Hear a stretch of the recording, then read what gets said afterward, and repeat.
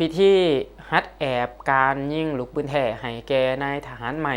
อยู่ที่กองบัญชาการทหารเมืองสุขุมะวันที่19พฤษภาคมนี้ได้สำเร็จการฮัดแอบยิงลูกปืนแท้ให้แก่อ้ายน้องทหารใหม่ประจำศูนย์ฝึกอบรมกองบัญชาการทหารเมืองสุขุมะอยู่ภาคสนาม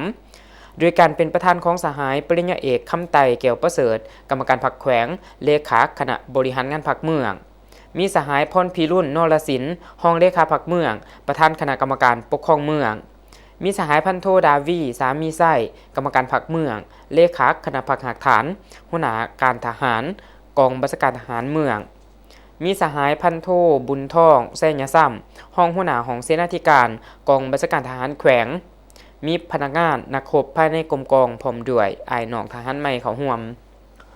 ในพิธีสหายพันโทบุญทองแซญซ้ำห้องหัวหน้าของเสนาธิการกองบัญชาการทหารแขวงก็ได้โอ้ล้มต่ออ้ายน้องทหารใหม่ซึ่งสหายก็ได้ยกให้เห็นข้อสะดวกข้อยุ่งยากและบทเรียนที่ถอดถอนได้ในระยะที่ผ่านมาการอบรมฮัดแอบตัวจริงนี่เห็นว่าคณะพรรคคณะบรรษาได้เอาใจใส่สีน้ำยางไก่สิทธิ์ลงเลิกติดตามกฎกาแผนการเพื่อเป็นการรับประกันให้แก่การฮัดแอบให้มีคุณภาพสูงการฮัดแอบยิงลูกปืนแท้ในครั้งนี้จุดประสงค์แม่นเพื่อให้อ้ายน้องทหารใหม่ได้เรียนรู้ภาคทฤษฎีหลักการและภาคปฏิบัติตัวจริงเพื่อให้อ้ายน้องทหารใหม่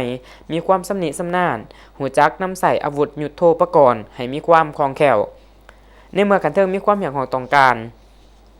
ทั้งนี้ก็เพื่อเป็นการสร้างให้หูได้เกี่ยวกับจังหวะเทคนิคและคุณค่าสมรรถภาพของปืนผ่านการฮัดแอบยิงเป้าหมายตัวจริงสามารถสำเร็จตามจุดประสงค์ที่ขาดหมายวางไว้และมีความปลอดภัยหอยส่วนหอยเพื่อนำเอาบทเรียนครั้งนี้ไปจัดตั้งปฏิบัติอยู่ในหน้าที่เวียกงานของกรมกองให้ดีขึ้นเป็นเก่าๆ